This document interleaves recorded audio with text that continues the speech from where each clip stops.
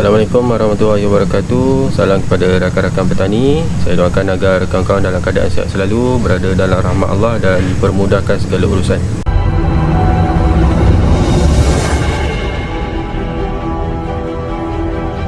Baiklah, aktiviti saya pada petang ni, saya nak buat cantuman bagi tanaman durian. Okey, ada pokok penanti, di belakang saya pun ada beberapa lah pokok penanti dan mata tunas yang saya letakkan dalam surat khabar yang dilembapkan. Ni tunas untuk D145. Mata tunas yang saya ambil ni saya khaskan untuk buat cantuman CC lah. Dan ada beberapa lagi lah tunas yang saya ambil yang besar-besar macam ni untuk cantuman mata tunas. Pokok penanti saya tak berapa banyak yang ada di. Sambil-sambil saya buat cantuman tanaman durian ni, sambil-sambil tu saya nak sembang lah berkenaan dengan ada satu soalan daripada kawan kita. Dia bertanyakan daripada Muhammad Firdaus. Dia tanya soalan dia, antara ketiga-tiga jenis cantuman ni yang mana lebih kebaikan dan keburukan. Dia komen pada video pemilihan tunas yang sesuai bagi cantuman CC. Nanti saya akan sharekan link video ni dekat bahagian atas lah. Dia tanyakan antara ketiga-tiga jenis cantuman, iaitu cantuman CC, cantuman mata tunas dan cantuman baji, yang mana lebih kebaikan dan keburukan. Saya jawab, jika tanya saya secara peribadinya, masing-masing ada baiknya bergantung kepada cara cantum, lepas tu faktor kejayaan cantuman, lepas tu waktu tumbesaran dan kos. Yang banyak kebaikan, saya jawab yang banyak kebaikan keadaan cantuman adalah yang pertama CC, yang kedua saya letak baji, yang ketiga mata tunas. Yang buruk tak ada, sebab semua kaedah ini bertujuan untuk pembiakan, iaitu mempelbagaikan variety.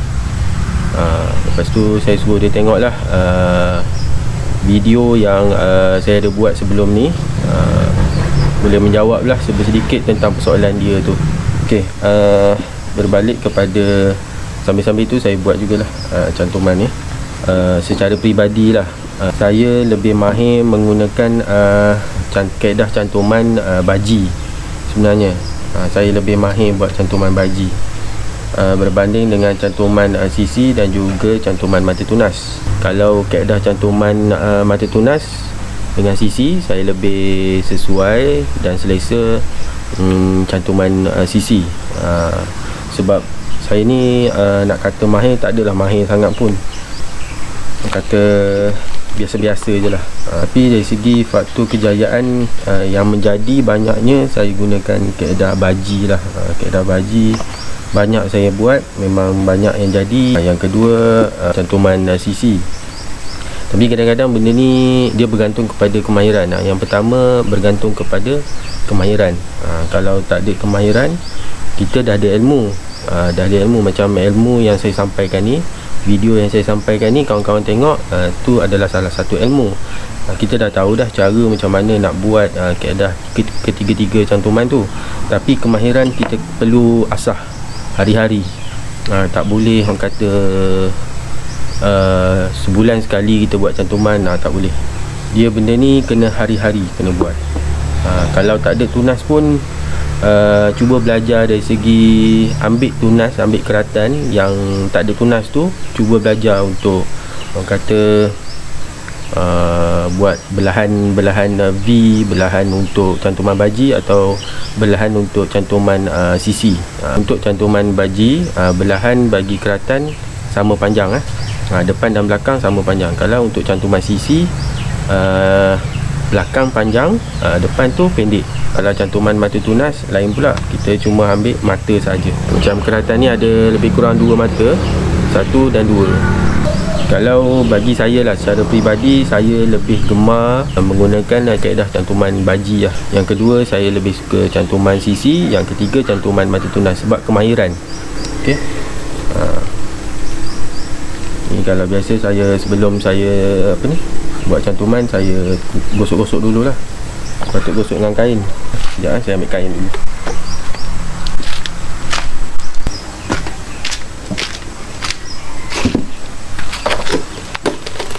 Biasa kaedah saya lap dululah.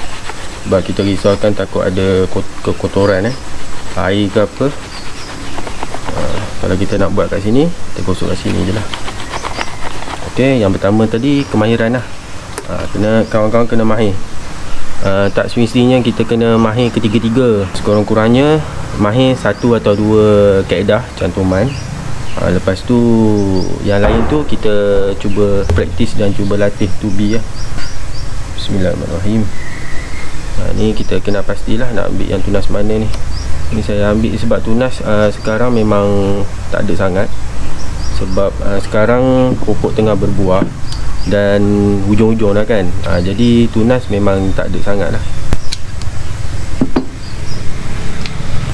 Yang tu yang pertama. Yang kedua berkenaan dengan kos. Okey, saya belah dululah.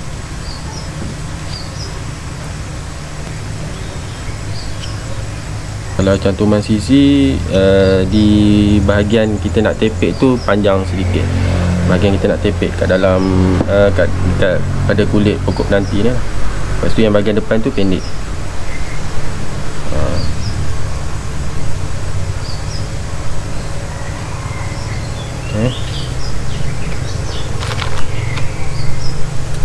Okey, itu yang pertama.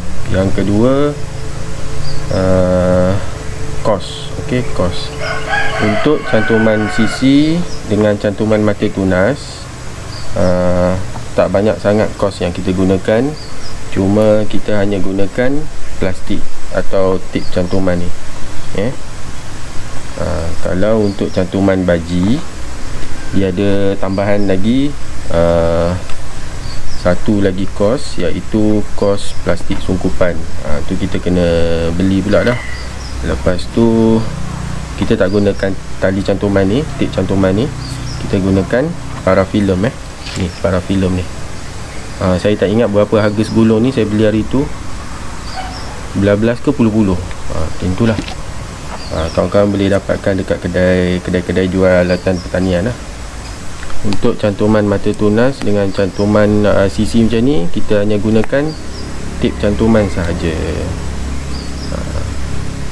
Tapi untuk cantuman sisi ni, kemungkinan kalau macam kawan-kawan baru lagi nak belajar buat, mungkin akan gunakan lebih lah tip cantuman ni. Okey, dah siap satu. Saya lebih suka buat cantuman baji. Tapi cantuman baji kos lah. Kos dari segi kita nak kita tak gunakan tali cantuman, tapi kita gunakan parafilm untuk balut kita punya tunas. Lepas tu kena ada plastik sungkupan lah, plastik putih yang nak sungkup. Itu dari segi kos lah. Kita kena belanja lebih sikit lah untuk yang cantuman baji. Okey, kebiasaannya lepas saya buat cantuman, saya akan lurut-lurut lah dengan jari saya ni. Tempat kita risaukan ada tempat-tempat yang ada longgar ke apa ke. Okey, takut plastik tu longgar kan. Jadi kita tengok-tengok lah, kita check dulu. Kalau orang yang dah mahir, tak perlu dah nak check. Memang dia terror dah. Jadi ni saya punya ni dah okey. Ambil pokok yang lain. Okay. Untuk pokok penanti ni saya dah buat sekali. Tengok ada satu kesan lah. Ada satu kesan torehan belahan yang saya dah buat sebelum ni. Tak ada masalah. Kita tengok keadaan pokok pun dalam keadaan sihat. Ada keluar tunas, kita boleh gunakan lah pokok penanti ni. Tapi jangan belah atau toreh di bahagian yang kita dah buat lah. Kalau boleh kita cari tempat lain, atas sikit. Kalau macam ni, kat sini ke? Kat sini okey. Ambil kain, kita gosok dia. Okey, yang kedua kos. Lepas tu yang ketiga adalah lepas kita buat cantuman, tempat yang sesuai. Untuk cantuman baji, kita digalakkan atau sepatutnya kita kena letakkan pokok yang telah kita cantum tu di kawasan yang redup. Jangan kita letak dekat direct matahari. Sebaik-baiknya kita letakkan di tempat yang redup lah. Untuk cantuman sisi dan mata tunas, macam saya seminggu selepas dah buat cantuman tu, baru saya akan pindahkan ke kawasan yang panas sikit. Dalam, kalau lepas cantum, untuk cantuman sisi, cantuman mata tunas, seminggu tu saya letakkan di kawasan yang redup, mungkin cahaya matahari dalam 40% saja. Lepas tu, lepas seminggu kita letakkan di kawasan yang penerimaan cahaya matahari 70%. Macam tu lah saya buat. Lepas 2 minggu lepas tu atau 3 minggu lepas tu, kita boleh letak direct matahari, tak ada masalah. Sebab saya bukan apa, saya risau nanti tempat cantuman kita tu kering getah dia. Jadi saya tak nak letak direct matahari sangat lah.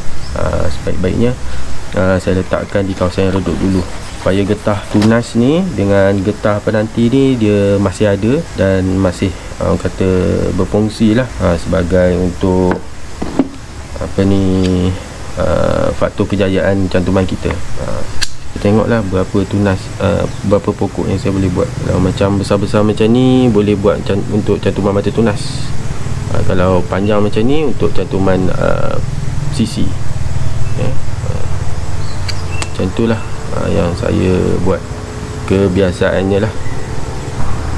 Okay, apa lagi yang saya nak kongsikan? Macam saya cakap dekat Cik Firdaus ni, apa lagi, cara cantuman tu macam saya sebut tadi lah, kemahiran. Mana-mana kawan yang rasa kemahiran tinggi lebih kepada kaedah cantuman baji, yang buat yang itu je. Belajar mahir yang itu dulu. Lepas tu barulah mahirkan apa ni, kaedah yang lain pula. Jangan kita taksub sangat lah, atau gairah sangat untuk nak mahir ke semua cantuman. Pada saya, kita tumpukan satu cara dulu. Lepas tu yang cara lain kita slow-slow lah belajar. Jangan semua kita nak belajar, nak buat, nanti tak jadi, apa pun tak ada, apa pun tak boleh kan. Dia kalau bila kita buat ni cantuman, jangan kita usik-usik dah lah. Kalau dia melekat je kat situ terus. Jangan usik-usik. Berbalik kepada soalan Cik Firdaus tu, yang mana baik, yang mana buruk, sebenarnya dia tengok atas kita. Kalau kita mahir yang cara bajilah kita buat. Sebenarnya dalam kita membuat pembiakan tanaman, tak ada buruk sebenarnya, semuanya baik. Sebab baik dia, sebab kita nak mempelbagaikan variety. Lepas tu macam kos lagi satu yang saya nak beritahu, kos untuk mata tunas keratan. Sekarang pun orang dah start jual lah tunas panjang macam ni, panjang macam ni lah kiranya, RM1 dia jual panjang-panjang macam ni ke. Ni dah RM1 dah dia orang jual. Tunas pun sekarang dah ada harga. Jadi pada kawan-kawan yang ada pokok variety yang orang cari-cari macam Musang King ke, Blackstone ke, jadi tunas pun orang dah start jual lah. Dahsyat punya sekarang. Pokok penanti pun ada juga orang jual. Mungkin dia tak ada masa lah untuk biakkan pokok penanti. Sebenarnya untuk pembiakan pokok penanti sangatlah mudah pada saya. Saya cuma semai je biji durian kampung atau durian hutan. Lepas tu kita semai je lah, boleh lah jadikan sebagai pokok penanti. Mungkin sebab ketiadaan masa, orang lebih cenderung untuk beli je mudah. Kalau macam saya ni, lilitan saya lawan arah jam, dari kanan ke kiri. Ada setengah orang ikut arah jam, ikut kemahiran. Kalau dulu saya mula-mula buat cantuman ni, saya belajar lilit dulu, belajar ikat dulu. Lepas tu baru saya belajar nak ambil mata tunas. Ada satu tempat tak tutup habis. Kalau tak cukup, saya guna ni, tip cantuman ni, beli kat Shopee. Ni kering, tak ada air sangat, nanti kita siram. Sebaik-baiknya siram di pangkal saja, jangan sampai siram satu pokok. Kita risau nanti air masuk dalam celah-celah ni. Sebab tu saya kalau boleh, seminggu saya letakkan di kawasan yang redup. Lepas tu saya siram dekat pangkal saja. Saya tak siram keseluruhan pokok. Lepas getah dia, orang kata seminggu selepas tu getah dia dah bercantum, antara getah tunas dengan getah pokok penanti dah bercantum, barulah saya gagah sikit lah untuk siram satu pokok. Okay.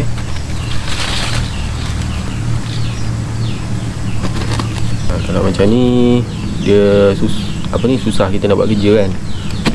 Kalau macam saya pruning je lah. Saya buang je daun-daun yang saya tak pakai ni, yang mengganggu kerja saya ni, saya buang je macam ni. Lepas tu kita check kat mana kawasan yang kita nak buat cantuman.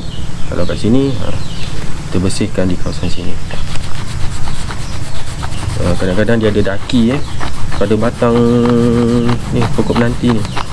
Jadi daki-daki ni kita bersih. Sebab kita bukan apa kalau kita tak bersihkan, bila mana kita nak buat belahan atau torehan, takut daki tu kena dekat pisau kita atau masuk dekat kawasan kulit dalam pokok penanti ni. Ada orang cakap nak free apa ni pokok yang saya buat ni.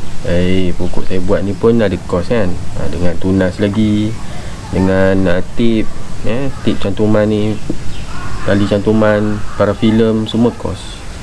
Jadi saya boleh bagi free ilmu yang saya boleh bagi. Itu je yang boleh saya bagi free. Yang lain kena bayar lah. Kita cuba buat cantuman mata tunas. Sebab ada satu tunas yang saya ambil tu besar sikit, harap-harap boleh lah pakai. Tunas-tunas air ni saya buang, mengganggu kerja. Lepas tu tunas air ni lah yang banyak makan nutrien sebenarnya.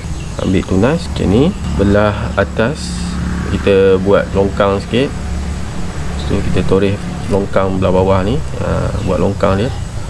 Lepas tu ambil ni pisau ni, kita toreh. Jaga-jaga kan tangan jari ni saya nak tunjuk je. Biasa saya buat kat bawah ni. Yakin sikit. Kalau macam ni tak apa nak yakin, tak apalah. Maknanya kawan-kawan belah kiri dan kanan. Lepas tu kita buka lah part yang kita toreh tadi dengan hati-hati lah. Sebab kita risaukan nanti takut tempat mata tu rosak. Kat tempat kulit di bahagian dalam pokok penanti ni.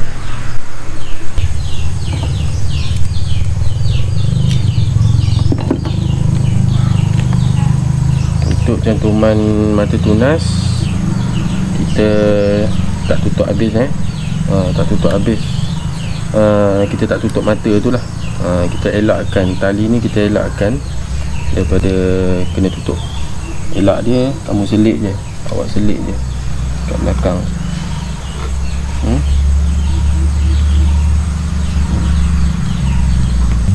Untuk kebaikan cantuman mata tunas ni, daripada satu keratan ada lebih kurang 3 tunas, maknanya kita boleh buat 3 pokok penanti. Itu kebaikan untuk cantuman mata tunas lah. Kalau untuk cantuman sisi, kita pakaikan lebih kurang 1 atau 2. Kalau macam ni, satu keratan ni ada 3 tunas, jadi kita boleh pakai untuk 3 pokok penanti. Tapi kalau untuk cantuman sisi, untuk cantuman sisi ada 1 atau 2 tunas. Ni kita boleh pakai untuk 1 pokok penanti. Jadi ada beza lah tu, dari segi kos juga kan. Okey, dia ada lagi satu lagi. Ni pun saya dah gunakan sebelum ni. Untuk pokok penanti yang kita dah guna sebelum ni, edah dia cuma 3 kali saja. 3 kali saja kita guna pokok penanti ni untuk cantuman durian. Lebih daripada 3 kali, sebaik-baiknya elakkanlah. Sebab kita dah rosakkan di bahagian pertama ni. Kita dah buat sekali hari tu. Lepas tu kalau kali kedua tak jadi, kita buat kali ketiga. Lepas tu kali ketiga pun tak jadi, maknanya abaikanlah pokok ni. Jangan kita gunakan lah. Sebab kita risaukan ada pertumbuhan kulat kan, di masa akan datang. Pokok ni dia dah cedera lah. Jadi sebaik-baiknya elakkanlah untuk kita gunakan sehingga ke 4 kali. Okey. Itu sajalah kot perkongsian. Kalau kawan-kawan masih tak faham lagi, kawan-kawan tanya di ruangan komen lah. Sebab saya ni dah petang sangat, pokok tak siram lagi. Kita berhenti sampai di sini sajalah perkongsian saya. Kalau ada apa-apa, kawan-kawan tanya je. Okay, semoga kita berjumpa lagi lah di video akan datang. Pada kawan-kawan yang baru singgah ke channel saya ni, jangan lupa untuk subscribe, tekan button subscribe tu dan tekan loceng bagi mendapat notifikasi video terbaru saya.